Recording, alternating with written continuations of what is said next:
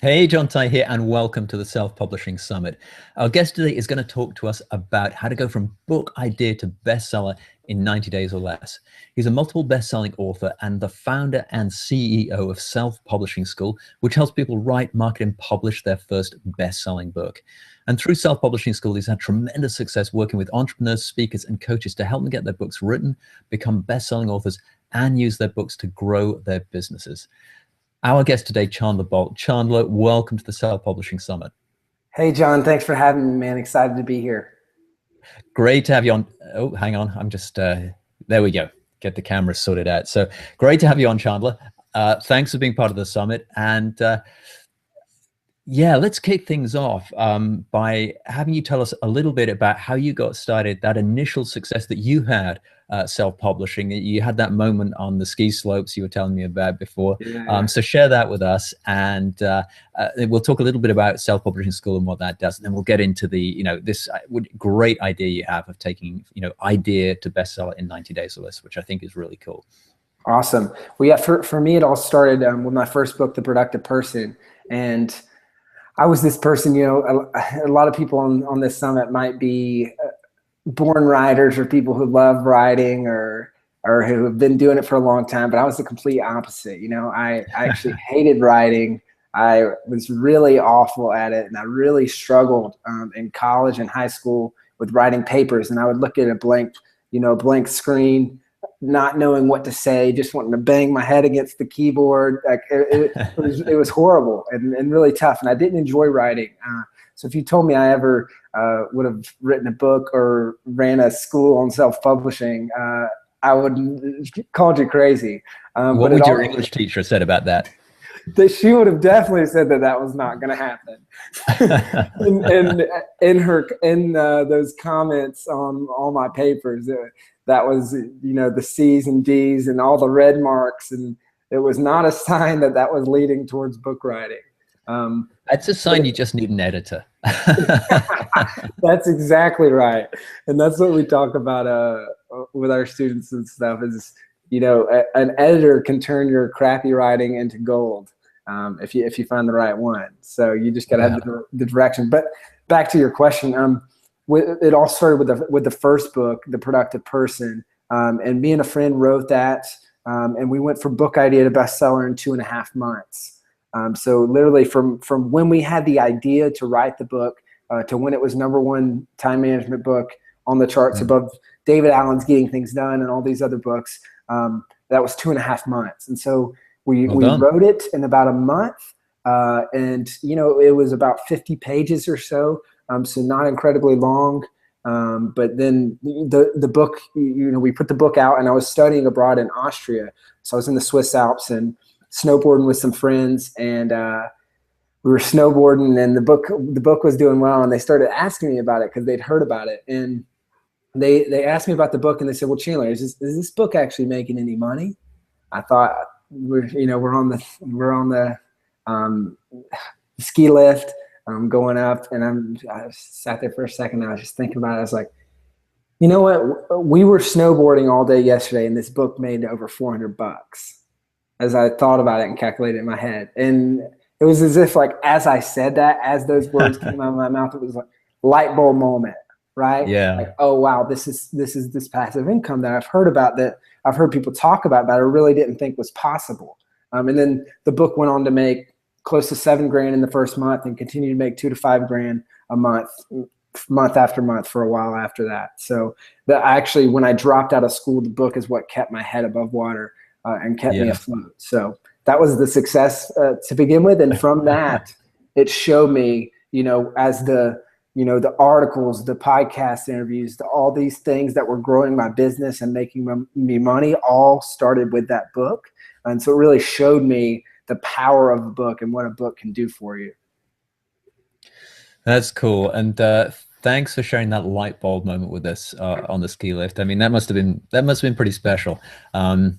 And if you're watching this and you haven't had that light bulb moment yet, but I think it's great to be able to take inspiration from the success that people like Chandler have had, and look forward to doing that yourself. So that was how you got started off. Tell us a little bit about Self-Publishing School, because you've taken that success that you've had and you've helped a lot of other authors as well do similar things. Yeah, so Self-Publishing School was born out of, we did the first book, The Productive Person. Then I did a book called Breaking Out of a Broken System, helped another friend do a book. And then I just was getting on calls all the time because people were wondering, like, how are you writing these books so quickly? How are you marketing them successfully? How are you getting them to the top of the charts and selling a bunch of copies, stuff like that? People kept asking about it. And at the time we were working on another business that wasn't really doing awesome and wasn't that much fun, and we weren't having fun with it. And people just kept asking and asking and asking. And finally we were like, okay, we need to stop doing this over here. And like I felt like a broken record. I was having the same conversations over and over and over because we had distilled it down to kind of a formula that we used to launch the books. So I kept having these conversations, and then eventually we said, okay, we need to start this. So we gave it a go, and we got a small class of students the first round, and we basically built the program as we went on exactly what they needed. And so we sold it before we had anything. We sold the program, and then it was literally, we were building it as we went. And the questions they asked, we were creating videos. So it's really made out of like exactly what people need when they need it. And it's a 3-month program. People can go at their own pace, but we go through 3 months, and that's the goal, is to write, market, and publish your book in 3 months or less. And we try to design it where there's a calendar and everything, to where you can spend 30 minutes to an hour a day, and you know exactly what you need to do, and you can easily knock it out in that time frame. Well, that's good. And I like the idea of having a calendar and kind of creating some discipline there. And I think, just want to pull out an important point from what you talked about there, is that you started out answering a lot of questions. You had a formula that you'd created for your own books, but also you got that feedback from that initial class and improved your product offering and made it much more tailored to what people wanted. So that's a really good lesson. If you're listening to this and you're ever thinking about, well, it can be a good lesson in terms of writing, making sure you're writing stuff that is going to be a good fit for your market. But also if you're ever creating a back-end product or service, it's a great lesson as well. So I think what you're going to talk to us about today, Chandler, is how to go from book idea to bestseller in 90 days. And I think this is sort of the core of what Self-Publishing School is about, isn't it? So do you want to take us in and kick us off, and we'll chat through that as we go? Yeah, that sounds great. So the first thing we always start with, before you get started, before you even start writing, is determining your why behind your book. So why do you want to write a book, and what is this book going to do for you? What's the purpose? And when I ask people that, usually they'll give a couple of vague answers. But when you come back to it, you really have to think that through. And we teach there's 4 main purposes. So you can write a book for money or for leads. You can write it for an authority to grow your network, basically a glorified business card. You can that's the grow your network piece. You can write it for, the third one would be authority. So it's, okay. You want to be considered authority. So like with our recent book launch, that was the purpose behind that. Yeah. And then the 4 would be a passion project, something you're passionate about. Like with one of my books, we did all the profits go to charity. And so all the money goes to charity, and it's buy one book, save one life. So that was a total charity passion project.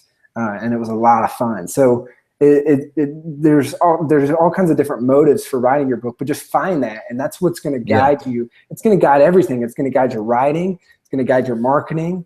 And I'll just give a few examples here. So like with book launch, our most recent book, that goal was 1 authority and 2 leads for Self-Publishing School. So in that case, we didn't care much about the book royalties. That was just a bonus. What we cared about is the leads for Self-Publishing School, because those were worth a lot more. That book generated $92,000 in sales for Self-Publishing School. It's already brought in, I think, 3,500 leads. Like we use that to build into the thing. For breaking out of a broken system, the purpose was a passion project and to raise money for charity. So how that dictated our marketing is we had to raise the price because it had to be buy one book, save one life. So it had to have enough profit to pay for a life-saving malaria pill. Whereas with book launch, we priced it at 99 cents because we wanted to go maximum volume, and the profit on the book wasn't as important. And then let's see, with the Productive Person, our first book, it was more of an authority. So we wanted to write this book for an authority. And so we gave away a ton of copies. We did the free download thing. We got like 5,200 downloads in the first 3.5 days. We gave it away to influencers. We used it to get on blogs, to get on podcasts, all that. And so that's just an example of how you're determining your purpose not only drives your writing, but it also drives your marketing, which is really important.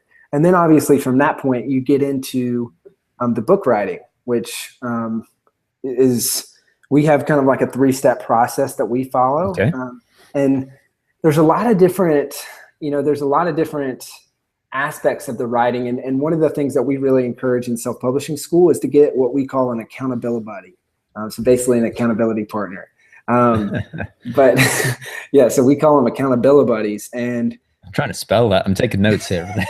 Like, every time I spell it, it says like in Word or in whatever I'm using, it says it's a spelling error. Yeah. So it's spelling. But so we take a quick swig of water here. So my business partner and I, we work with a company called Student Painters in college, and we train. Like I went through the program, and they train you how to run a business by running an exterior painting business. And there's an accountability model and a document and all that that they use. It's what they used to train me how to run a 6-figure business when I was 18, 19 years old. And then I used it to teach other college students how to run businesses as well. So we figured if that model works to teach college students how to run 6-figure businesses, it can easily work to teach people how to write and finish and write their first book.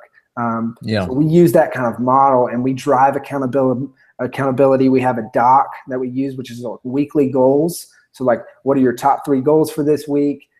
Was this week a success? Was it not? What are the biggest challenges? What are your goals for next week? And then each week, so when people join the program, we have a matchup with an accountability buddy, which this is something like you don't have to join the program for this. Like you can find an accountability buddy anywhere. Find someone with a common goal, and then have that weekly call. Have it at the same time every week, and fill out a doc similar to that. And then it's in the Google Doc. It's a yes or a no, and it's a green light or a red light. So that's very important to keep you on track, and have public accountability. So have an accountability partner, and then also a public accountability to your rough draft deadline or your publish date or whatever, and tell as many people as you know about that, because that's going to hold you accountable. Yeah, I like that. I like the kind of binary nature of it. You've either done it or you haven't. It's either red or it's green, and exactly. And sharing that with somebody and being able to see it yourself, I think, because it's so easy. If you don't do something like that, if you don't have the accountability buddy, if I got that right, and also that public set of goals, so that people that know you, care about you, you've made that public. You want to publish in 3 months. It's so easy to make excuses as to, oh well, I would have done it, but I've had all of these. There's always stuff. There's always life getting in the way. So, but yeah, having that discipline, and I can see how you're building all these different things into and the structure of this process to create that discipline, which is cool. Yeah, and when you get that red, it is just crushing.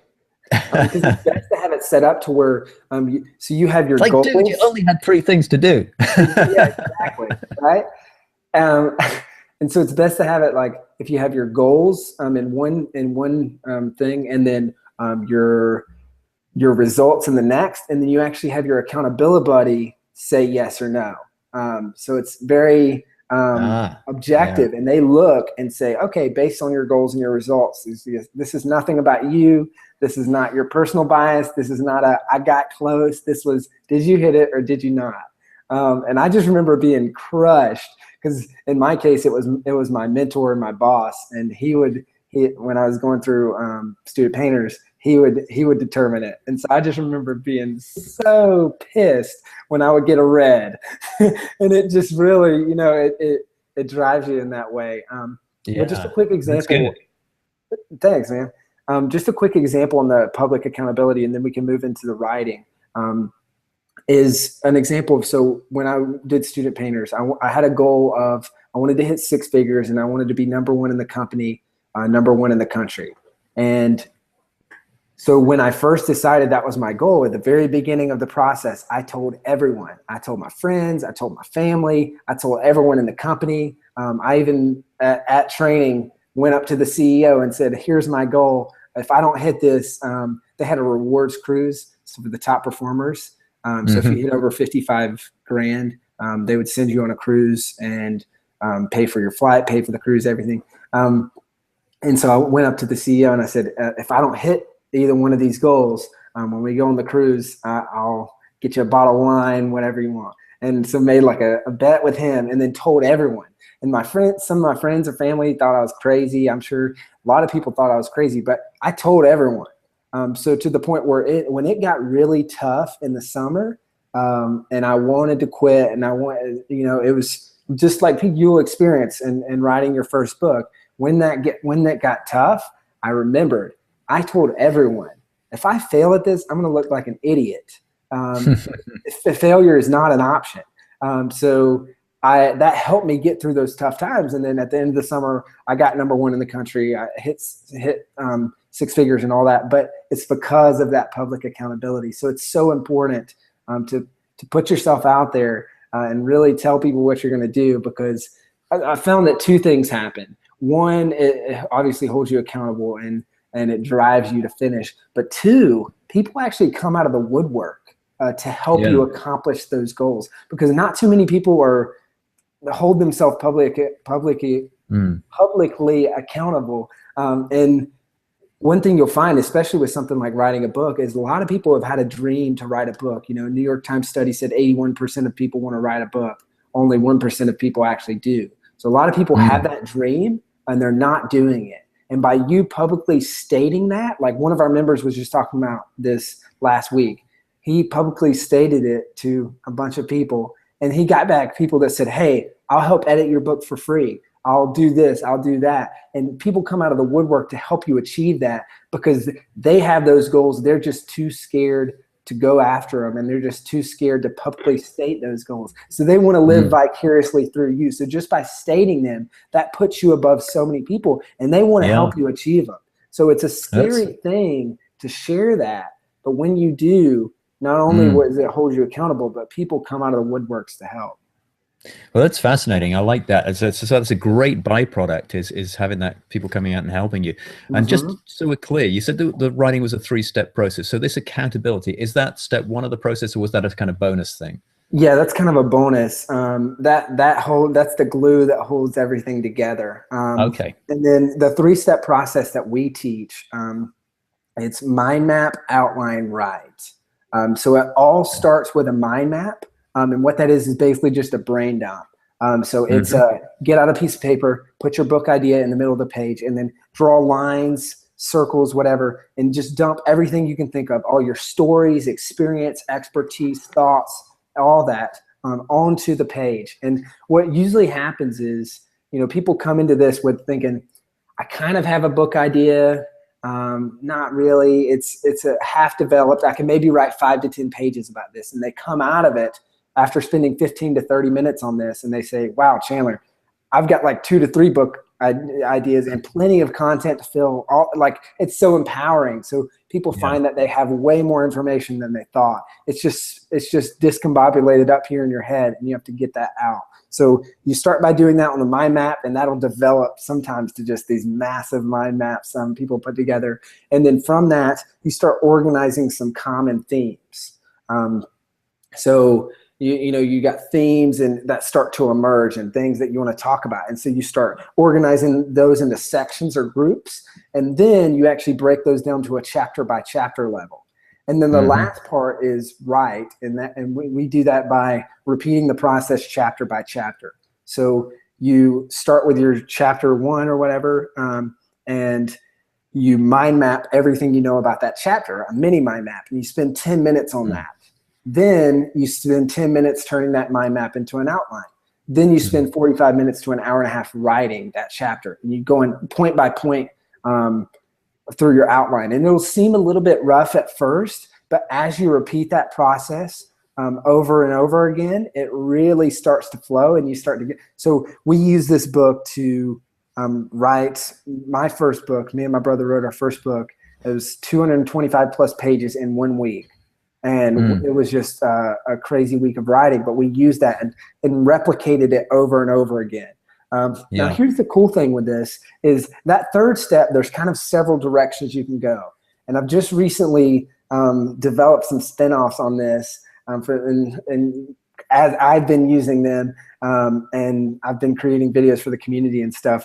But the spinoff is, so you get to this last section of writing. And the cool thing is you can actually speak your book. So I know for a lot of people, this isn't like a new thing, but I think the way that we approach it is very different. So people talk about speaking your book and you think, well, okay, I'm just going to get out my voice recorder and start speaking. Like there's no way I can speak that into a coherent book. But the cool thing is if you do your mind map and your outline and the pre-work, you can actually speak it really easily and just speak it chapter by chapter. And so you'll take out something like Rev, which is my favorite. You can see the Rev app here. And I can actually just record into my phone and then send this off to Rev. They'll transcribe it for $1 a minute. And they'll turn around in less than 48 hours. So the cool thing here is, and you can use a voice recorder. You can use Audacity. It's a free service for your computer. You can use whatever. Rev's the most. Speaking is a good software I use. Yeah. So there's tons of options there, but it is a matter of, for a lot of people, like for me, writing is difficult, and I'm getting better at it, but it's still difficult. It's not as easy to me as speaking. So it's so much easier for me to outline that, speak it, then I have 80%, and then either me or an editor can go through and kind of tidy things up. So then you can speak your book on the way to work, on your commute. The options are endless. And so the average person speaks about 150 words a minute, and a good length for a book is 15,000 to 25,000 words for a solid length ebook. And so if you break that down into 150 words a minute, that takes anywhere between an hour and 40 minutes to 2 hours and 47 minutes to speak your book. So you can do that pretty quickly.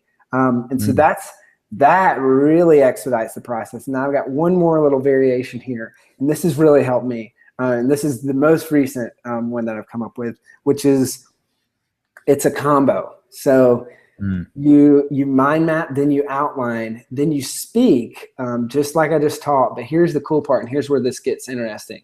So then you actually play it back in your headphones, and you act as the transcriber. You may think, oh, well, why would I do that? I could just pay Rev like $1 a minute or whatever. But what happens here is, as you're transcribing, your fingers are moving fast because you're typing. You're going, and then what happens is it starts to spark all these thoughts. You think, oh, I forgot to say this, and so then you go off and you go off for a paragraph or two, and then you come back to the recording, and you pick it back up, and then it sparks another thought, and then you go off, and subconsciously your fingers are moving on the keyboard a lot, and so it tells your brain, wow, I'm really moving, I'm writing a lot.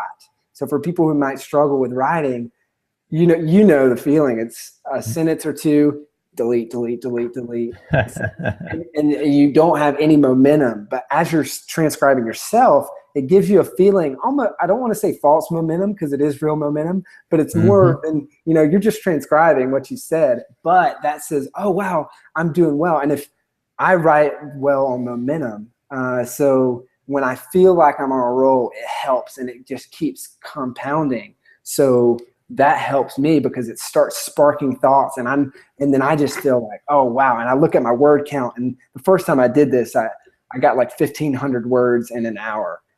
Which for me is pretty amazing.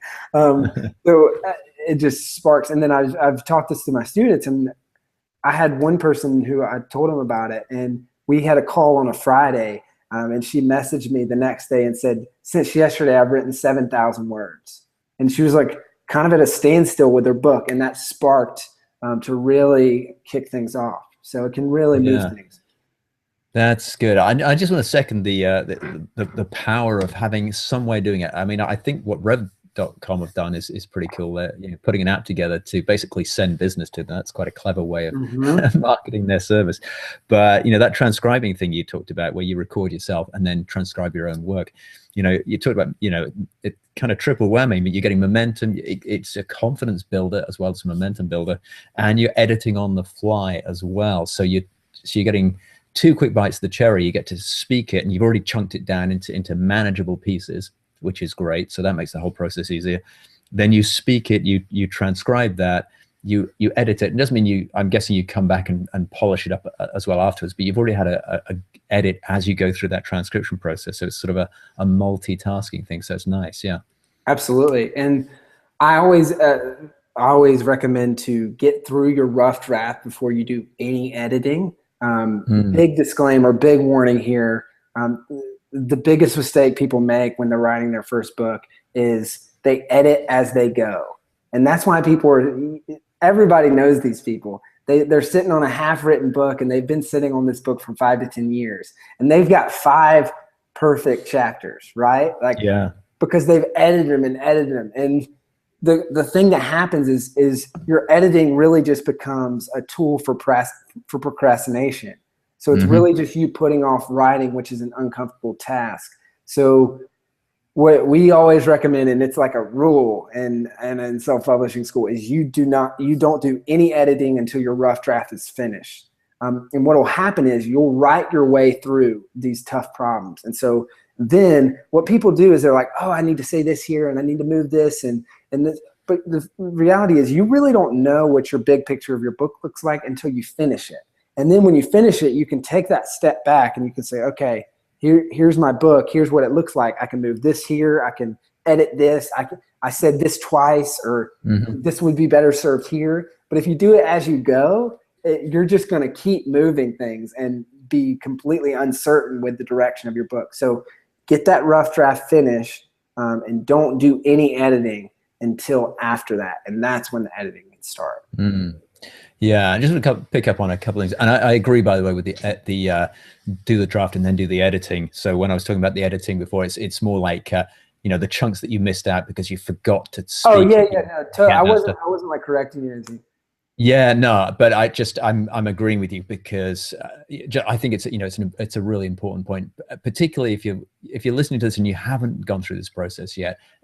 What Chandler's just explained is a fantastic tip. You will get your book written a lot faster. The other thing I wanted to just touch on, and this is something that I found when I'm writing, is if you spend time on that mind map part of the process. One of the things I love about mind maps, there's a lot of mind maps, is that you can move stuff around, and when you start to mind map the stuff out, you can see it's nice and visual. You can see how all the different things relate to one another. And and especially if you sort of do it, and then I like to come back fresh, maybe a few hours later or the next day or something, and just review it, because you'll see, often you'll spot things that you've missed out, or things that you've duplicated, or things that perhaps you want to move. And so it's not editing as such, but you're getting together a really nice structure by doing the mind map that makes the whole writing process smoother and easier, and leaves you with less back-end editing type work to do. So mind map's great for just, you know, doing that brain dump, getting the ideas down, but also it's a really good way of giving yourself a structure and having a visual way of looking at that. Yeah, and I love that you brought that up, John, because, you know, I feel like a lot of people out there are probably like I was, and you know, when I wrote my first book, or even when I was just approaching writing papers in school, and you hear the teacher say, do an outline, or and you said, I know, at least for me, I was always like, that sounds like a waste of time. I'm just going to start writing. But once you do the process, you realize that really sets you up. So all that writer's block and those things that happen as you write your book, they really don't exist when you follow this 3-step process, because you have what you need to write. You just have to write it. So spending that time up front, it gives you so much clarity of what you need to say, when you need to say it, and when to move on to the next point. And obviously Mm. there'll still be questions, and you'll still have like, okay, should I put this here or here? But it's much more clear than if you just open a Word doc and start writing. Yeah. And just to quickly touch on, because I know we've got a lot to cover, but just to quickly touch on the writer's block thing, I think writer's block is kind of a myth. I think it basically will stem from one of two things. Either a lack of organization, you don't have that structure we just talked about, or it's just procrastination. You know, being scared to get the stuff down, or being too lazy to do it, you know, some form of Yeah. procrastination. Writer's block, it's a bit of it's an excuse Yep. rather than a reality. It's funny. We're writing about this in a book that we're working on right now. And it's all these different forms of writer's block, and how writer's block is, it's a stimulant that is not a stimulant. It's like a disease that rears its head in many different forms. So like you said, it might be procrastination. It might be self-doubt. It might be insecurity. You know, there's like all these different forms of writer's block. Yeah. And why they're coming up. Yeah. Good. So, I mean, some great stuff there. So just to recap, so mind map first, then create the outline, and then write. And you've got this kind of basically a sort of fractal process where you do that process for the book as a whole, but then you break it down on a chapter by chapter basis, and you apply that sequence to both of those things. Is that right? Yep, exactly. Cool. And then we'll move on to the editing, and we can go quickly here because I realize editing isn't like the most fun thing to talk about. Still important though. Still But important. it is, yeah. And the biggest thing that we get most of our students to go through the editing process in about 2.5 weeks. And some people say, oh, that's impossible, and I know editing, and that's just unrealistic and all that. Mm-hmm. But really what I found is when you focus your efforts and when you put a strict time constraint on your editing, it's going to be much better, and you're going to have a much more focused effort in your editing. And so what happens there is, you know, so if you're looking to hire an editor, you can post on Elance or Odesk or somewhere like that. And you want to be very clear. Hey, here's my book. Here's how long it is. Here's how many pages. Here's what my timeline. I need this editing to be done by this date. And then I want you to respond with a couple things. So one thing I always do in these postings is I say at the top of the listing, include the words purple cow or something like that. So that'll let me know that they're doing a personalized proposal just for me. And it's not a blanket proposal. So it's someone who actually looked and a human created this. And then I also ask them to say, let me know why you want to work on my book. Why is this topic interesting to you, or why do you have a passion for this, or why this book? So that I found that it's best to have someone who's actually interested in your topic edit your book. Yeah. And then the biggest mistake people make, and the biggest thing that you need to be clear up front on, is before you hire them, let them know what your time frame is and what you expect. So what I need this done by this date, and make that very clear. And if they can't meet that, then pick someone else. But if you're not clear up front, it's going to drag on. And editing is this thing that it's never done. If you don't give yourself that time frame of 2.5 weeks or something like that, it's going to go on into eternity. And your editor's not going to come in on time or on budget, and you're going to just continue editing into forever. So that's my biggest recommendation there. And then last thing on the editing, this is a little bit more basic. There's 2 types of editing that we can. There's tons of different definitions for editing, but as far as we're concerned, we put them into 2 categories, which is content or copy editing. So content is more of big picture structure. Rewrite this sentence. This needs change. We need to expand on this chapter. We need to move this, that sort of thing. And then copy is line editing. You know, it's the grammar, the punctuation, all those things. So depending on your writing, you may need one or the other. You may need both. So for some of our students that are really good writers, they just do copy editing. It's going to be much cheaper, and you can just get that copy editing done. But for me, I'm more of a raw writer, and I like to have the editor do some of the grunt work. So I always prefer a copy or a content edit first, and then we move into the copy editing. So that's personal preference. It's going to be more expensive, but for me, it's much better, and it makes for a better product. Yeah, and just to pick up on that difference between content and copy editing, there's no one standard definition for either of those things, and and there's a degree of overlap. So I think that going back to the point about you got to be clear on the timeline and what you expect from the editor. It's doubly important in the sense that especially if you're having both a content editor and a copy editor, you want to make sure they're not kind of duplicating the work and be clear on what you expect from people and what they are expecting to give you in return for whatever the payment is. And so just on that payment question, what sort of costs would you expect for content editing or copy editing on a, say per 10,000 words or whatever it may be? Yeah, that's a good question. It depends. Let me actually just pull up real quick. Have like a preferred outsourcer list that we use in our community, so like our preferred editors and stuff, and I'll just read off some of their pricing. So one of our editors charges by the hour. It's $15 an hour, and I think she did for book launch, and she did a content and copy edit, and that was, I want to say $300 or $400, and that book is 32,000 words. Okay.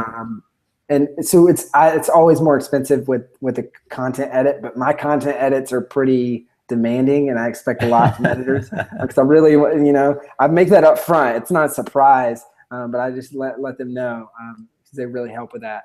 We've got another editor. It's $200 for 16,000 words, and then there's some people who charge like in between 1 cent to 3 cents per word. Depending on what's needed. We got higher of 6 cents a word, or even one that's like $137 for 10,000 to 3,000 words. So that's kind of a range of what you can expect. So it's going to cost $200, $300, $400, maybe a little bit more. But yeah, possibly. But with a copy edit, I know several of our students, they have editors that they like to use often, and it's less than $100 for a copy edit. So that's another important distinction on the exactly the pricing. But at least we've got a ballpark idea. And I think, correct me if you think this is wrong, Chandler, but I think that spending, particularly if you're not confident about your writing, spending that money up front, investing that money, I should say, really is dividends, because you're going to get better reviews, you'll get fewer refunds, and those reviews and all that good stuff on Amazon, for example, is going to push your book up the rankings, keep it there for longer. You'll make more royalties. If you are using it to generate leads or create authority, you definitely want to have a well-edited version of your book, because if your book is crappy, then it's not going to inspire confidence in you, your products or services. So it's more than worth doing. It's a worthy investment. And for me, and when you're looking on time too, I really value my time. And so the less time I have to spend editing and can pay someone else to do it, that's worth it. And that's a worthy investment. So that's how I factor into the equation too when I'm choosing an editor. That's another really good point. Yeah. So let's move into marketing, because this is the stuff that we're really, really good at and that we have a lot of fun with. And I just love talking about the marketing side. Okay. And so this is step 4, right? So we've got getting clear on your why, writing the book, the 3-step process, editing we've just done, and now we're into step 4, marketing. Exactly. And so step 4 will be more of the pre-launch. Then step 5 is actually the publishing. Okay. So, but before launch, what's really important with your book is just to build some buzz about your book, and this can be done with no list. So don't think that you have to have a list or you have to have a following or anything like that. So with our book, our first book, The Productive Person, we had no audience. But the one thing that we did is we got people involved. So kind of similar to like Gary Vaynerchuk's jab, jab, jab, right hook. We were doing that, but we really didn't know, that book hadn't been out yet. But it's a similar concept. Whereas we had people vote on our covers. So said, hey, pick your favorite cover, choose A, B, or C. Help vote on the title. Help You get your feedback, and it's making people feel like they're behind the scenes of the book launch. So we're snapping funny pictures of us on a Google Hangout writing our book and laughing or something, you know, where it's the behind the scenes, so that by the time our book launched, our friends, family, other people on Facebook and stuff like that, they felt like they were a part of our book launch, and they felt like they had some skin in the game, and it was their book that was being launched. So they were the first people to share it, to review it, to do all those things. So that's really important to do that. But then also, I'll take a step back a little bit, is one thing that people overlook is building marketing into your book. So the marketing actually starts before you write the book, and it's in your positioning of the book. And the biggest mistake people make is they go way too broad and they try to please everyone. So for our book, The Productive Person, we went into a big category of time management, which there's a lot of competition. There's a lot of books on that. A lot of people would look at that and say, hey, there's too much competition. I can never survive in there. But we said, okay, where's an unserved or untapped portion, or a portion that we can exploit of this niche?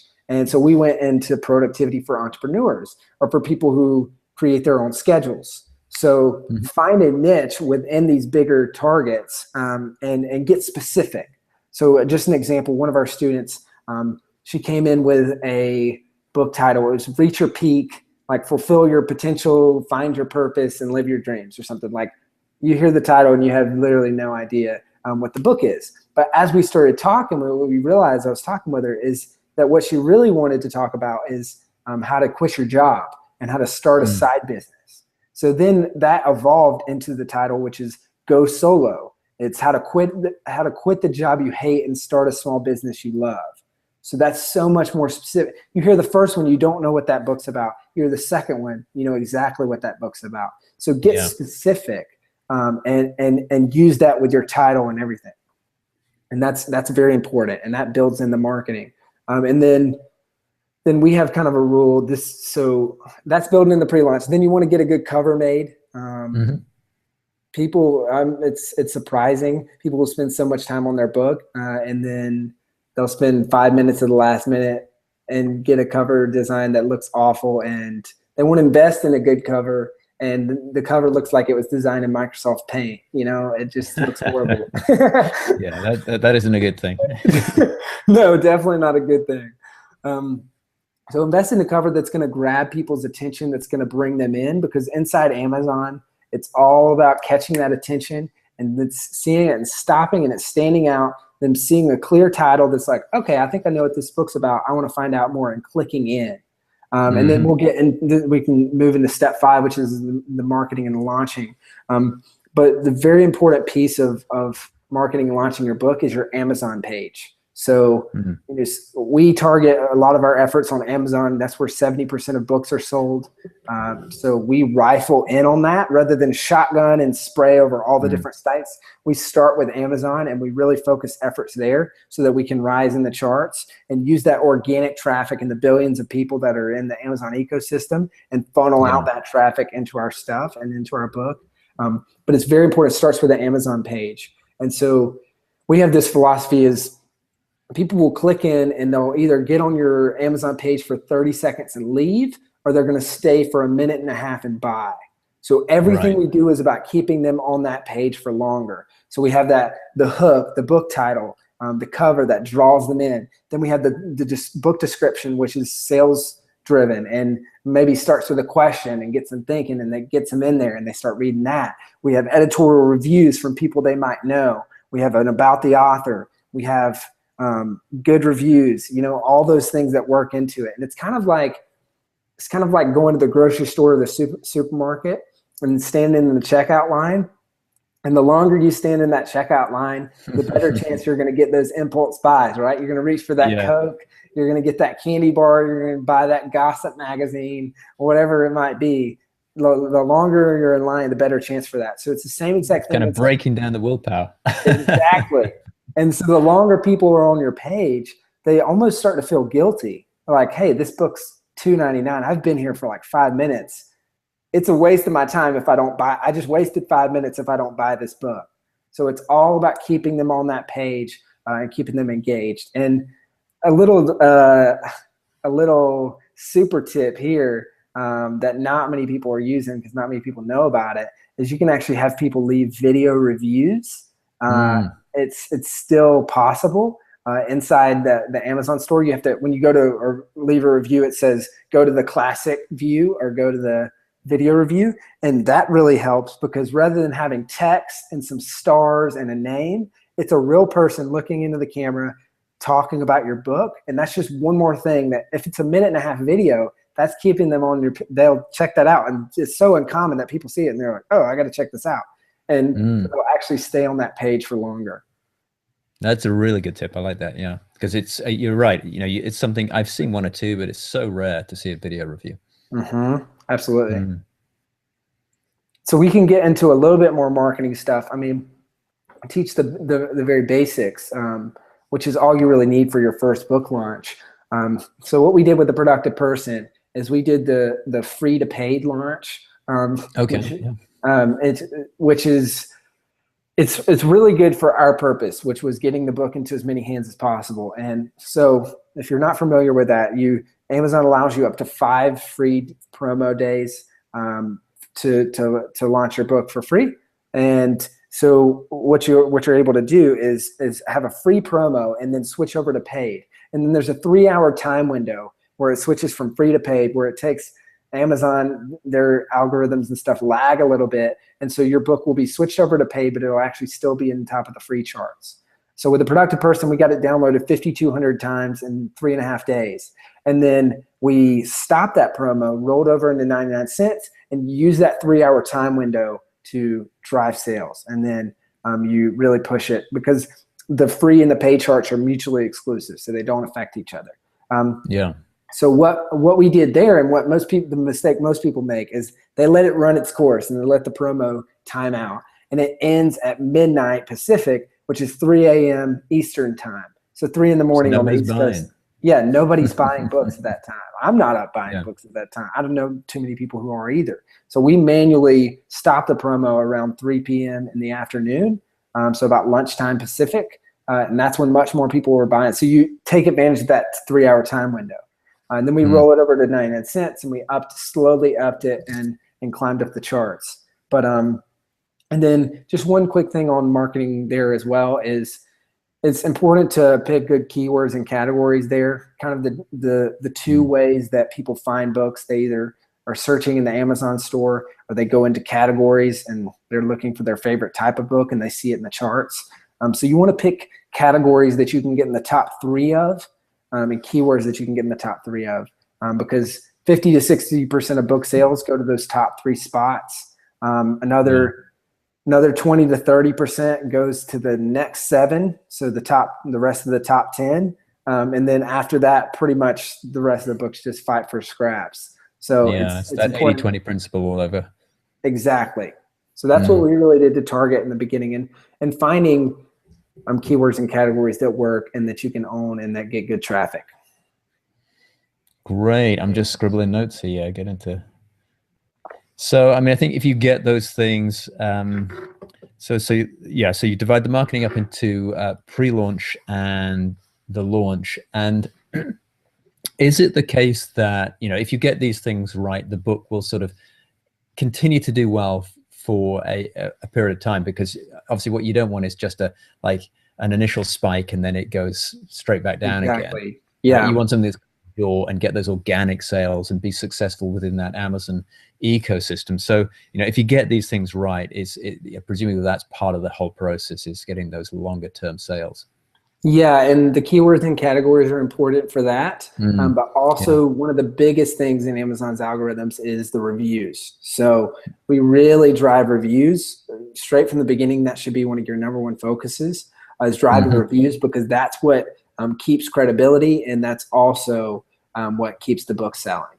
And one of our students just did this really well, and we're going to implement this in our training because it worked really well for her.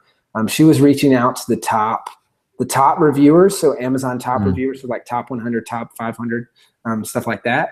And she got a couple of those on her book, and they got quickly voted up to the top. And so they're like the Vine voice and the Amazon top 100 rater and all those things. And I've just noticed with her sales, just having those, instantly people see it and they're like, okay, this book looks okay. I wonder if this is legit, if this is a good book, anything. And they go down and they see those, and it's like instant credibility. And then they go back up and buy the book. So I think that's really helped her sales, and that book is it's crushing it right now. Okay, and that's simply a case, is it, of finding those top reviewers and reaching out to them? Yep. And you can search in their profiles, and you can search for other books like yours and see if you find any, or just search the top reviewers. And you can search in their profiles, find their email, reach out to them, and see if they're interested in reviewing your book, and maybe give them a free copy or something. That's great. And anything that you recommend doing within the book itself? Because you talked about marketing, getting the building marketing into the book. Anything that you do to encourage people to leave reviews? I know you're not allowed to sort of kind of bribe people, as Amazon would say, but anything that works to encourage people to get in and leave a review? Yeah, we have a page at the end of our books, and you can do this at the beginning too. And it's a big thank you. So thank you for reading the book. And then it's funny, we have like these puppy dogs or dogs, and they have signs that say thank you. And then they say, we really appreciate you checking out the book. If you would turn the page to leave an Amazon review and leave a helpful review and let us know what you honestly thought of the book. It helps us make our books in the future better and stuff like that. And so kind of pulling on the heartstrings a little bit with an animal picture and then asking for a review there. So that's we're gonna have hundreds of books with puppies at the end. We'll get onto HTML5 and little video clips and stuff like that eventually, with clips of puppies and kittens rolling around. See, but who has the best puppy clips? Yeah, we'll have to have a contest. Yeah, cool. So obviously we're coming towards the hour, so it's going to be time to start wrapping up soon. But is before we do that, is there anything else that you want to mention that we haven't touched on? I know we covered tons. Getting clear on your why, what your purpose is, the writing process, the editing, the pre-launch marketing, and the marketing, the launch itself. So 5 big chunks there, all really important. Anything else we've missed or you want to mention? One thing we do a couple of things real quick. So one thing we do that captures a ton of leads, if you're interested in building a list or building an authority or something like that, we use audiobooks. And we found that audio and video convert better than anything. So a lot of people are doing free PDFs and checklists and the 77 things or whatever. And if you think about it, when someone starts reading a book, for most people, the last thing they want is another book to read. It's like, oh, I just started reading this book. Why would I want another book? So we offer the audiobook right up front, and we say, hey, thank you for downloading the book. As our gift to you, we want to give you the free audiobook. Just click here. And if you go to any of our books, you can see actually, if you click the look inside feature, people can actually opt into our list because they see it and they can opt in without even buying the book. So that funnels tons of leads. And for us, a lot of people say, wouldn't that cannibalize sales? And my answer would be a little bit, but for most people, they either feel guilty and they go buy the book, or we say at the top of the audiobook, this book's a very visual book. If you want to see the charts, the tables, the stuff that's referenced, you need to get the Kindle book, or things like that. And really for us, the list is more important. It's more of a long-term play, and that's how you continually get more people to buy your books, to review your books, and into your other products and services and stuff like that. So that's what we use. It works really well. Oftentimes that converts 50 to 70% of book buyers into leads. That's on the higher end, but it just consistently outperforms any other thing we've tested. So that works really well. And then the other thing I just want to touch on is, like, your first book is just the beginning.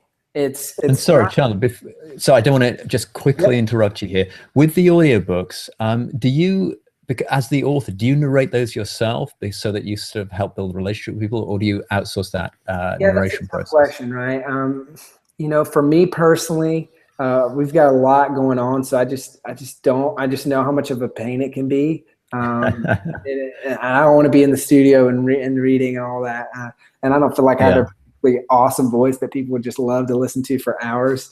But so what I do is we find them on Elance, and we, for a book, it can be $300 or $400. It can be obviously more than that. But that's $300, $400, $500. I think for our last book launch, it was like $400. That's a 32,000 word book. And it's professional voice actors who've done work for Walmart, Pfizer, NASCAR, like big companies. And those people need work, you know, those voice acting and commercials are few and far between. So they need stuff to do in the meantime. So they'll happily narrate the book, and they can do it on a quick turnaround. So we can turn it around in a week, and at the very quickest. But yeah, which is great. I mean, the quick turnaround is great, but the fact that you can get that kind of talent for that kind of price, you know, it's just one of the many things that I think we've got to be really thankful for that we can do with the online stuff today. So I interrupted you there. You were just sort of wrapping up about talking about that first book.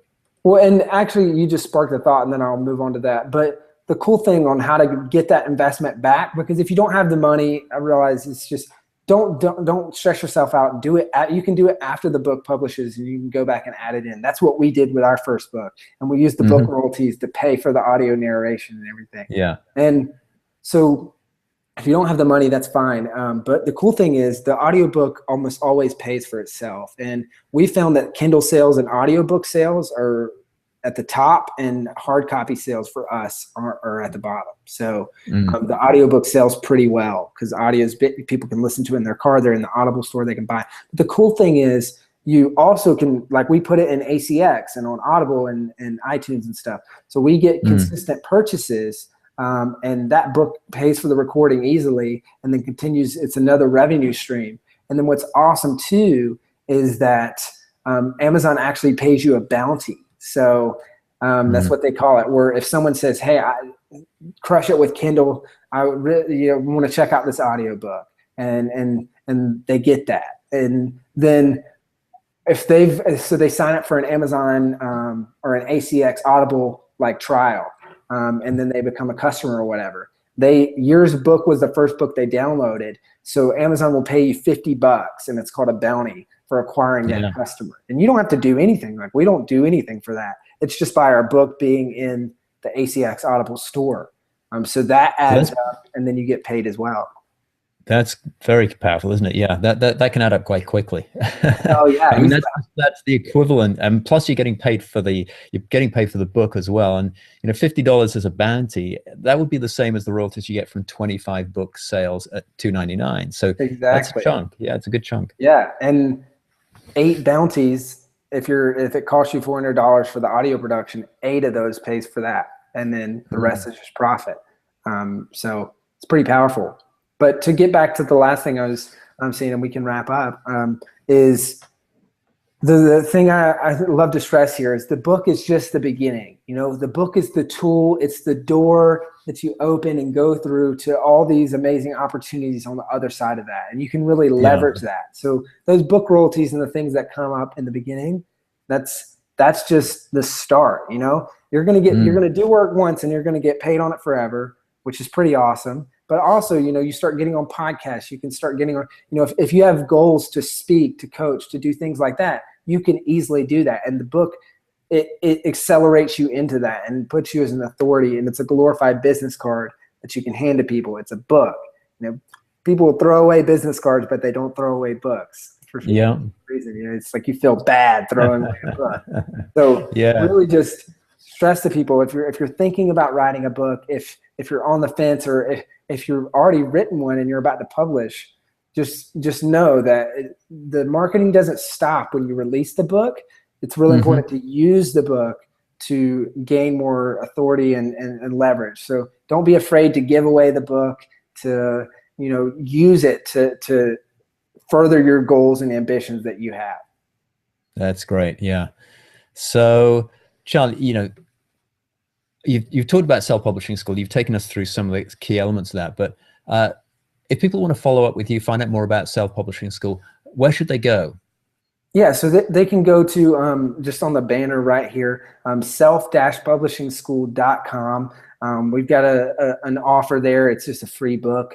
And we'll give you book launch, which is our book that's been on top of the charts ever since we launched it. And it's a 10,000-foot view of everything I just taught here. So it's the overview of how to write, market, and publish your first book. And that would be a great place to start. or you can shoot me an email if you want to reach out to me personally, Chandler at self-publishingschool.com.